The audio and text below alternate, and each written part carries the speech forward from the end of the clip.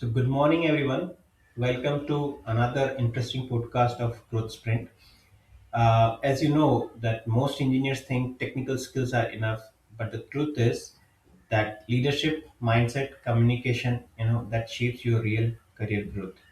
So today we are talking to someone who is the living proof of that, and we will explore how product thinking, leadership, and growth mindset can take your career to the at a global level. So, welcome to the Growth Sprint podcast once again. So, we are going to decode the success habits, growth stories, and mindsets of the people who are growing fast and growing right. Hi, I'm Mahavir Bhamasha. The mission is simple. I'm on the mission, and that is a very simple mission that keep learning and keep growing. And how can I contribute towards your growth? So today we have one very interesting and a very good example of success. From starting from a very humble background to reaching to the heights of the leadership. So please welcome today Himanshu Sui. He is based out of Netherlands. He is working as a leader in with one of the leading company in the Netherlands. Okay, he is leading a diverse team where and scaling products and mentoring engineers to become the future leaders. And I'm really excited. I'm sure you are going to learn a lot of things out of it. So from coding to leadership and from India to Europe, let's dive into that. So hi, Himanshu. Welcome to Growth Sprint podcast. Hi, good morning, Mahavir. Thank you for having me. How are you doing? Thank you. I'm doing good. Thank you. How about you, sir? I'm super excited to be in this podcast. Perfect. Great, great. So I think the one more interesting request to all our viewers is, if as I keep on repeating, take a piece of paper and pen or digital if you want to make a note of it. Whatever you like from this conversation, make a note of that, and follow that. You define a specific action items which you can take towards your day to day work. That will give you a lot more benefit, and probably you will be able to see much more impact of this podcast. And that is the whole purpose. We want to bring value to you. Now we cannot give you specific action items because that is based on your context, and I'm sure you will be able to do that. So please, please network, please have a look at into that. So, Himanshu, to start with let's start from your journey. So, what sparked your interest in tech, and how did that evolve into leadership? Thank you, Mahavir. That's a nice question. Well, in my case, I think it was perhaps by accident that I came into software side. I I passed my school and then I was looking for things to do, but I was not keen in doing regular graduation programs. And at that time, I got myself admitted into a programming course in University of Delhi, and that's how my programming journey started. And since then, it has been either tech or programming or things related to computers that I've been doing. And your second part of question, how did it evolve into leadership?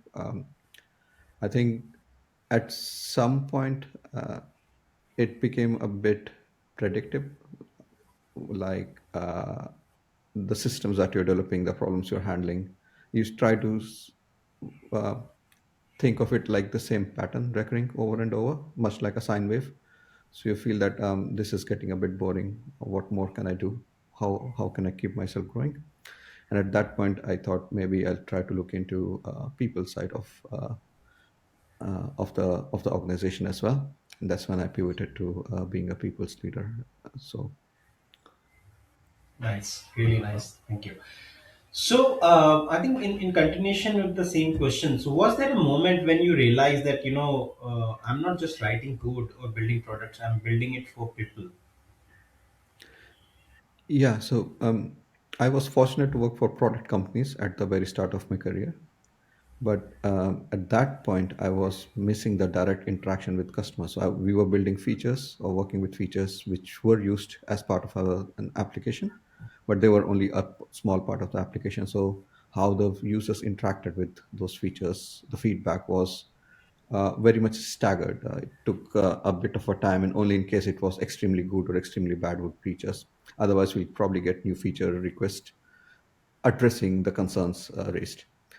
Uh, when I moved to Netherlands, I got a chance to work in a company where the users of my software were sitting right next to me. So it was an in-house application, and the feedback loop was probably, you can imagine the contrast from staggered feedback to a feedback which is right next to you, and very verbal and very instantaneous. Like you release an application and suddenly things stop working, and you say, and you hear the guy sitting next to you shouting, what did you do?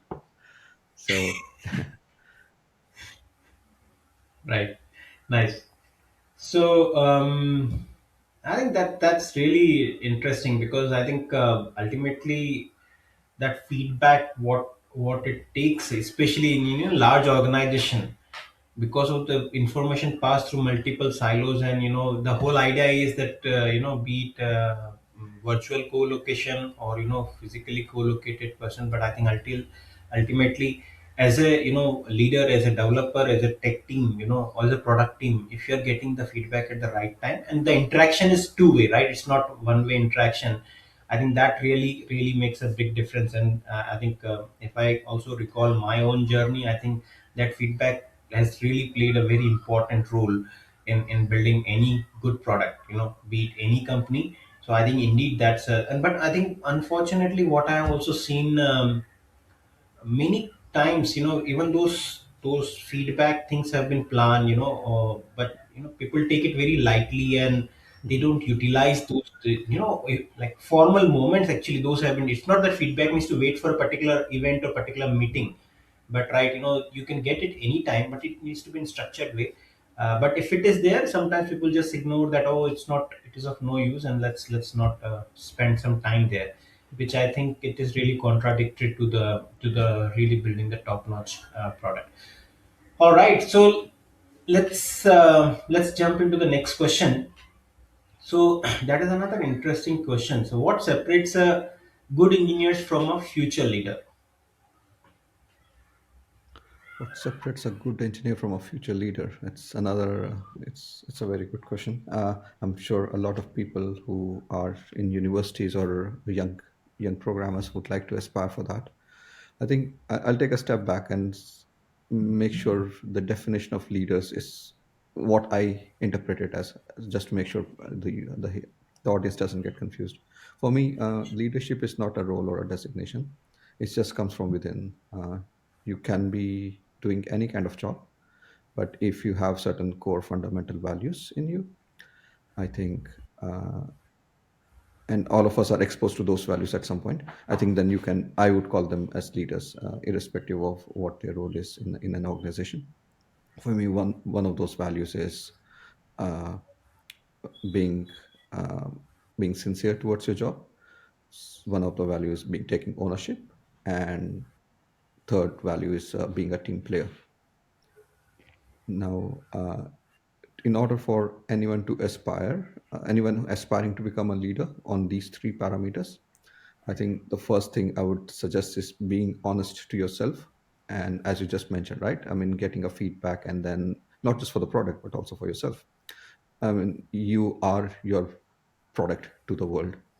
Your skills are what you are showcasing, right? So just reflecting on that, how skilled you are, with what are your the biggest strong points, and what are the things which you want to work upon. uh, I think if one is honest on that and reflect on that, I think that would be the foundation stone, in my opinion, to become a future leader.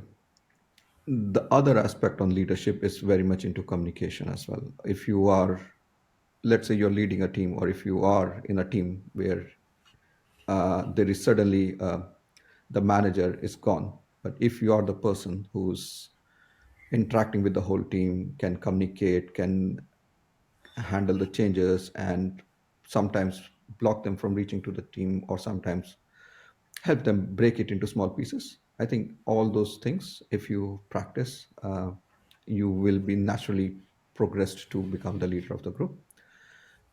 So the second point I want to highlight is communication. If you focus on communication.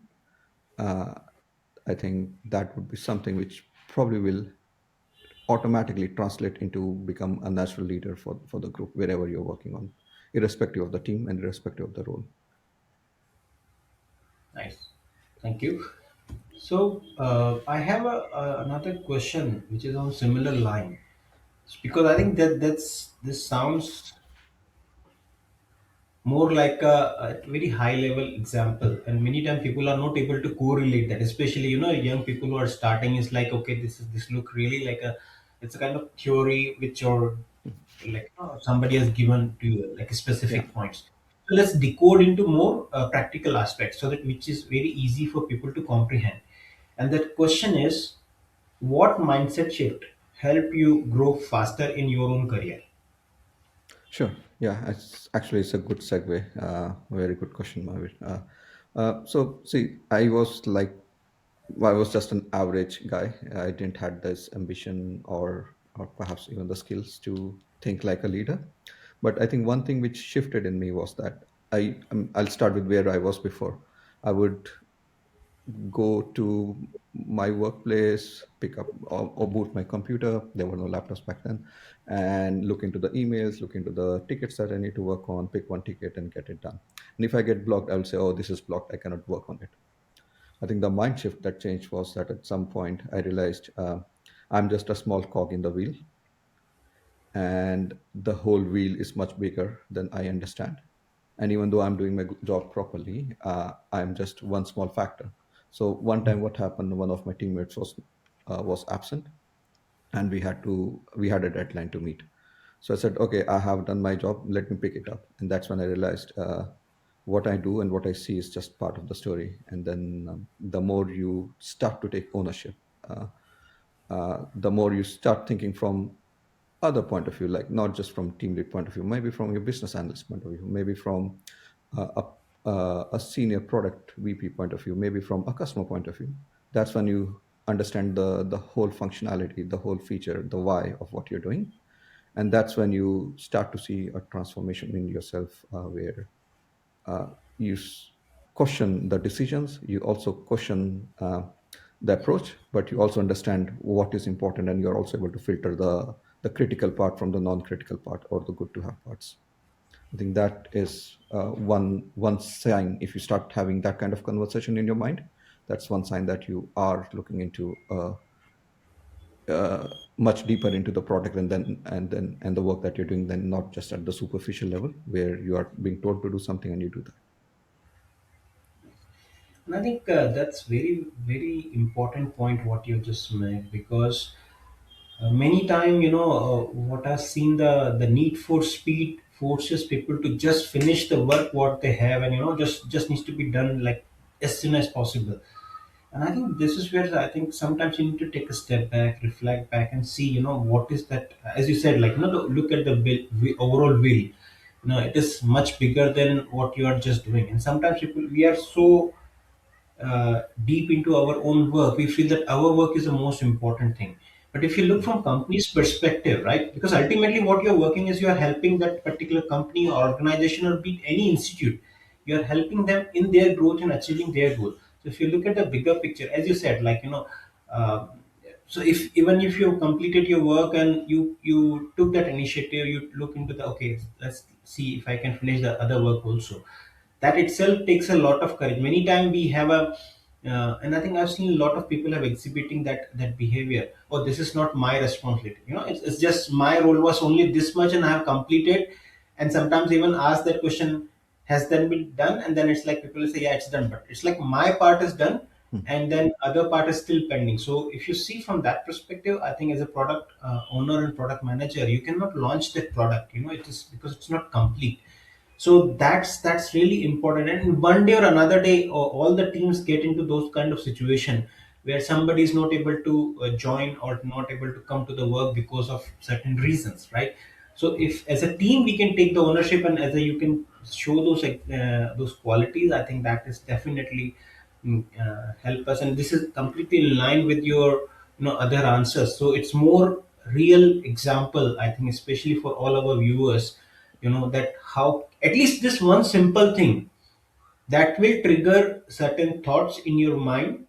As Himanshu also said, if you started thinking in that direction, eventually you will see the growth is your growth is happening. You are expanding your horizon, and as a leader, you don't need to focus on one thing. You are looking at a much bigger picture. So this is the start of that growth.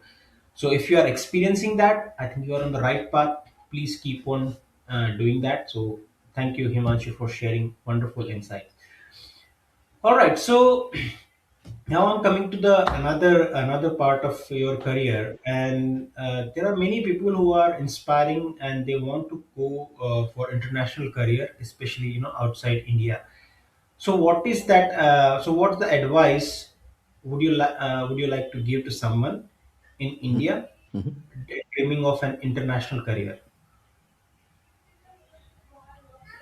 Uh, it, Advice for someone who wants to step out of India and work in a.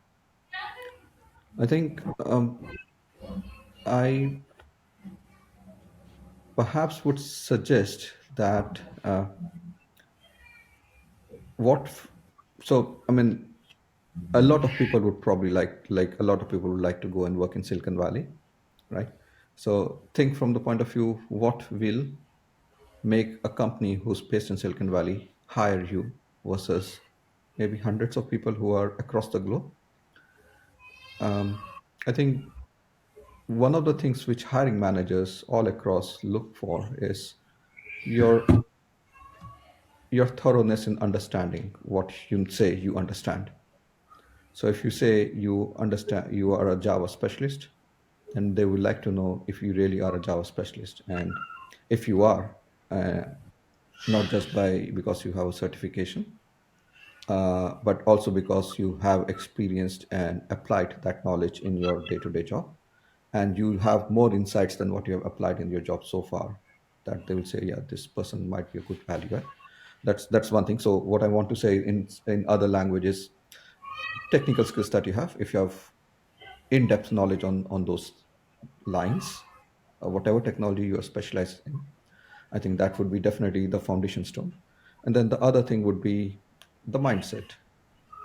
Mindset in the way you had an issue, just like you just now mentioned, Mahavir, right? That each company has a way to make money.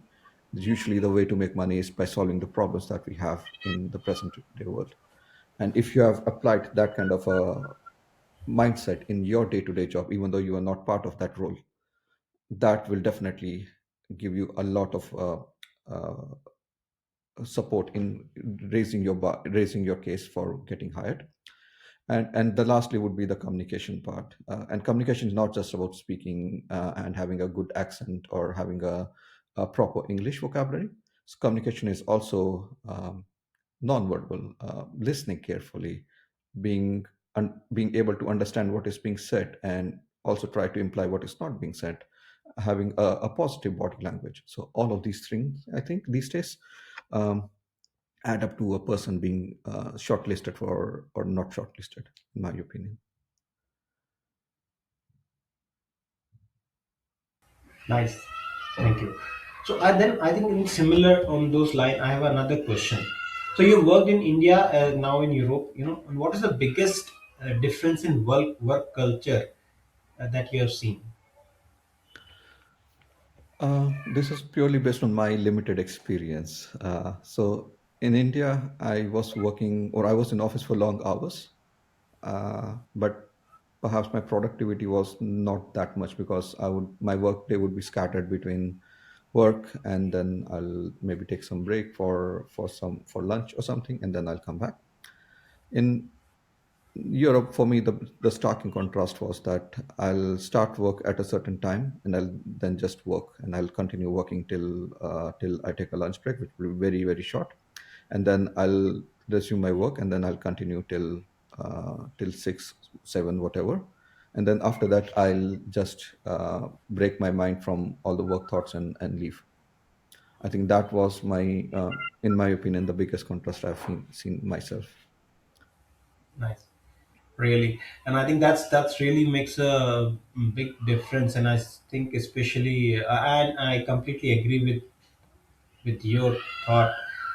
an observation, because I think I see that people are really focused towards work, whatever time they are spending, and they will just that fixed time period they will give for the work, and after that they have their own social life or personal life. It's not the whole day. Even after going from the office they are still working, and doing the office work, or so I like half of your mind is in the personal life, half of your mind in the professional life, and then sometimes it leads to like lower, what do you call, Productivity.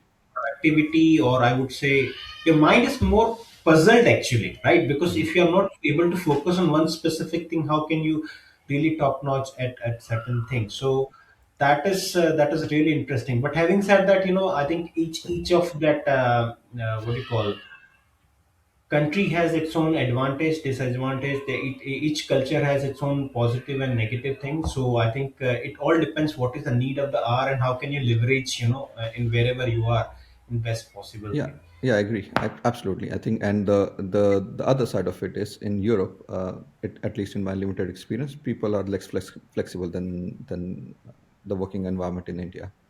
So if you bring something, just a hypothetical situation, you were working on a project and suddenly there's a new insight found, and then you want to change the scope of the project, perhaps by 20%, add more work. And in Europe, you might run into issues where people say this is out of scope, it will be delayed by a couple of months because we have to recalibrate. While the same thing in India might happen in a couple of days and say, okay, we are back on track. So Correct. as you said, right, there's both sides of the coin in the culture.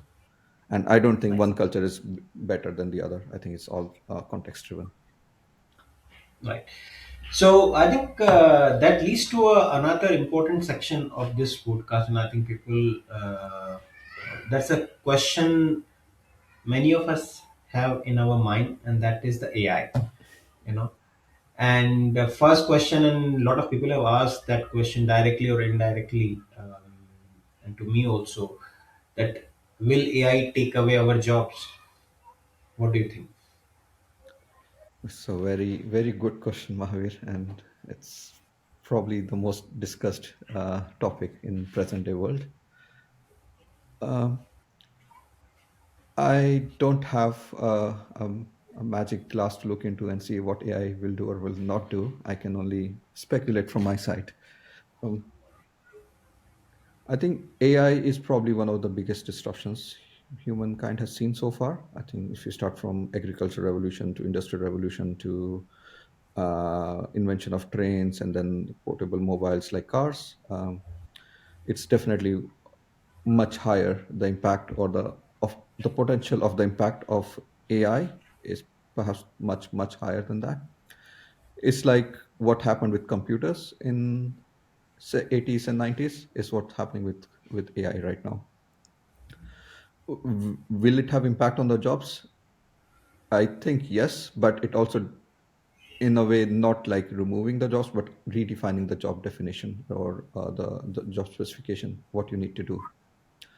Uh, the thing I am believing is that we see a lot of progress in AI and uh, auto code generators using which AI's language models are applying. But at the same time, those code generators can definitely help you prototype things very fast, can help you go to market very fast. But when you have to, let's say, update your database, or you have to update a new Docker version, or Java version, or Spring version, and if things don't go work properly, I at least personally feel AI, the current language models which are there, won't be able to support you in debugging that. So end of the day, you still need a programmer who has knowledge of the system, the configuration, uh, the code base to help and look and debug and get you back online. Right. So I don't know. I don't have the magic ball to tell you whether it will be, but I feel that it will be disruptive. I do feel it's an accelerator at this point. It can help us. So things which took us a couple of days, you can do it in half an hour perhaps. But at the same time, it cannot do everything. It can only do things based on what has been fed to it. So it's as good as the data which is fed to it. And if the data didn't have the kind of problem you're running into, it will probably hallucinate and tell you a wrong answer. Nice. So I think that's good insight, because I think rather than being completely no, it will not take away our job, to being it will take away the job. I think it's more very clear answer. I think very insightful answer. But before I go further, I have one more interesting question on this line. So, as you said, like AI is transforming everything, and the impact is much bigger than any revolution humankind has seen. So, how can engineers stay relevant in this era? Uh, in That's a again a great question. In my opinion, in order to stay relevant in the present day and form, and this is just my take on it, I don't think this is probably the best answer. uh, I think technology is getting advanced, so keeping yourself apprised with what's happening in the tech world, in whichever sphere you are, I think that's definitely is a non-negotiable item. Then on top of it, I mean, instead of taking AI as a threat, use it as a partner. Learn the new tools which are coming, which are being generated. I think at some point, it's right now it's very very quick, but at some point I'm hopeful that it will slow down and things will be a bit more in control fashion. So pick one tool that you feel is most aligned with what you're doing right now, and then use it for your in your day-to-day job, and reap its benefits as well. And at the same time, keep yourself apprised of what's going on, because even though AI is getting applied everywhere, the technologies that we work on will probably still remain the same. They will still have databases, will still have file systems, will still have security applications, will still have caches and message brokers and pods and Kubernetes and whatnot, right? So staying yourself up to date with all these items, I think will should be a fair approach in my opinion. Um, One, I think again, quite a good and deep answer. I think your experiences really reflected in that. And I think if I just connect the two things what you just mentioned earlier, and just to make it our viewers to comprehend that message in much easier way, that you have to really thorough in what you are doing. I think that is the one request, one good great advice Himanshu has shared to all our viewers. Now, many times what we have observed is like people are especially in certain section I've heard, like people are just, even if they don't know the coding, they are just using AI and then just generating the code and putting copy pasting, and then it's like the job is done, right? So that will take you to probably a shorter duration, like shorter, like probably shorter distance, I would say, from point A to point B. But when you really want to grow, as Himanshu said, when AI is not able to give you the right answer, you should know where exactly I need to go and how I need to debug the program or what is going wrong. So basically, problem solving and critical thinking. These are the two important skill sets you also need to have, and this has been confirmed by so many leaders across the globe. You know that these are the two things which are irreplaceable if you want to stay relevant. That having said that, even if AI can generate the code, especially for young engineers and even the existing engineers, you need to at least write down the code by yourself a couple of times, and then you should know how exactly it is working. After that, you are using accelerator to just accelerate this whole thing very quickly. But until unless you that entire logic is not clear to you, I think it will be difficult for you to beat the AI, because when AI is there, it has become kind of a commodity. Anybody can generate the code. But what differentiate you from others is like when AI is not able to give you the right code, you are able to find out what is wrong and probably what needs to be done to make the necessary changes so that your product is working. So yeah. And also, just to add to that point, Mahavir, AI, just because you got an answer from AI doesn't mean it's accurate. So if you have the understanding to evaluate whether the answer is good enough or not, you might fall into the trap of following the wrong answer as well. So Absolutely. Yeah.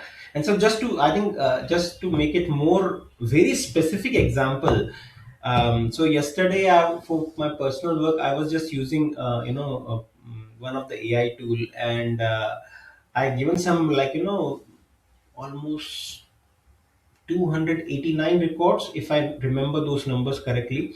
And I know I've given exactly 289 records, and I asked AI to do the reformatting. Mhm. What it did was it gave me 249 records. Okay. Yeah, And I just understood, oh, everything looks good. So 249 is there. Let's start. Then suddenly my mind said, I think let me see if it has given me all the good records or not. And I just cross check. yeah, And I asked that question to AI. I have given you 289. You are just giving me, 249 or whatever was that number. And then reply from AI was good catch. You know, yeah, you found it. yeah, And then I said, okay, where are my rest of the record? What have you done? And then AI said, okay, those records were not correct. There was some data which were missing. So I was not sure what to do. So these are the records which yeah, have not been processed. So I think this is a very simple example which where you can correlate. It's not that whatever AI is doing is absolutely correct and you can blindly trust it. So this is where you need to be aware and careful what we are doing. And there are so many other examples, which across the globe, and I think some of them is like top notch companies using AI for some product development, and the governments are coming behind because giving the penalty to them mhm, because the in fact the references given in those documents were not real. These all were fictitious, right? okay, So you have to be, of course, sometimes, as a human being, we become so comfortable with automation and convenience that, oh, it has generated and it must be right. As of now, at least, I'm not sure about future. Definitely it will improve, but as of now we have to be really careful what AI is generating, and what are you sure you want to put it into production or not? yeah, Because yeah. if things go wrong, it will be horrible. Yeah, well, coincidentally, I had a similar experience with my teammate last Friday. We were looking into a data set, into a MySQL database table, and there was asked AI to summarize different kinds of values possible for a certain column, and it gave us four values, while there were around 10 more values that were there. So, if a simple MySQL group by query gave more answers than this prompt. Yeah, I Yeah, think exactly. it's not at that level where you can just accept and trust anything that comes out of these Right. responses. Yeah, absolutely. So All it's right. to So, just on sorry. that note, I think it's at this point it's like a double-edged sword. So how much you use that sword, it depends on the skills in the hand of the person who's holding the sword. So Very well. use it to with your skill and make sure you don't cut yourself. Right. Correct. Perfect. So now let me make it more specific question, and that is, how do you use AI in your day to day life? I think I'm no different than many other people. I use it for verification of documentation, summarizing of the meeting notes, a bit on getting feedback on the code. I think one of the biggest advantage I see is like if you have written a piece of code, adding unit test to it has become very, very fast with that. Again, apply a bit of caution and make sure that the scenarios you had in mind are also covered because sometimes they're omitted. But it definitely has saved a lot of time and effort in that. Then I think one more thing which I use for it is like if I've missed a meeting, I can just and it's recorded. I can just AI to generate me notes. So a 30-minute meeting, I can read it in 5 minutes. There's a bit of a risk because it might omit something, but it's probably 80% accurate, I would say. Nice. All right. So I think these are again some real examples how AI being used by leaders, in real day to day work. So think from your perspective, if you can leverage those areas also, I think that will be also great. So this leads to another interesting section, and that is our growth sprint rapid fire round. And here I'm going to ask you some questions very quickly, and you need to just give an answer maybe in less, maybe 2 or 3 seconds. You don't need to think a lot, just straight away what comes in your mind, that should be the answer. Okay. And I'm sure, that those questions those are not very difficult, but in case sometimes if it is difficult, then whatever comes to your mind, that is the rule of the game. Sure. Okay. Are we ready? Yes. Let's go for it. Okay, cool. So let's start. So one word that describes your leadership style. Serving leader. Book or idea that changed your thinking. I think it won't be fair to say one book, a lot of books and a lot of talking to people. I think all of that helped. Coffee or code. Code. Harder, managing people or managing yourself. I think managing yourself is the key to manage others. So manage myself. What are you learning right now? Uh, Mostly related to AI, but not like prompt engineering or how models work, but more on the foundational side, like what are transformers and how they're linked and the architecture of LLMs and so on. Cool.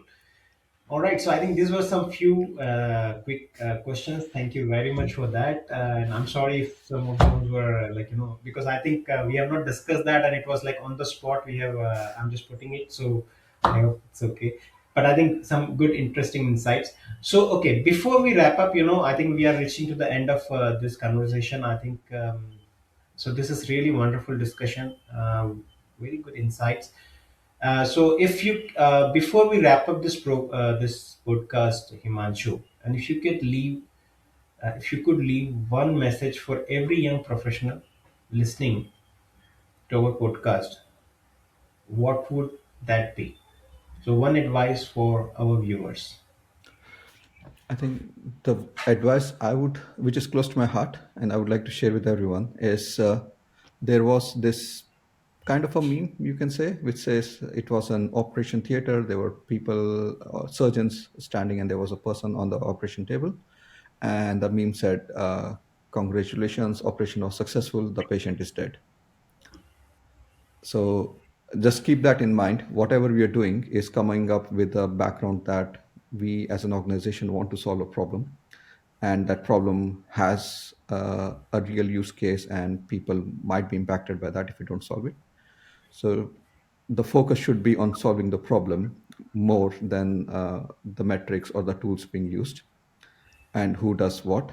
And if you understand the problem, if you understand your use cases, I think things will be solved in a proper way. And that's the message, which is very close to my heart, and I would like to share with everyone. Thank you. So that's gold. I love it. It was really wonderful. So thank you, Himanshu, for joining today's Growth Sprint podcast. This is full of insight and inspiration. And especially all our viewers, if you're watching it, this and found the value, don't forget to like, share, and subscribe. And remember, keep learning and keep growing. That's the only way you can secure your futures. So till then, thank you very much. Have a great day ahead and speak to you soon. Thank you, Thank you. Mahavir. Have a good day. Thank you.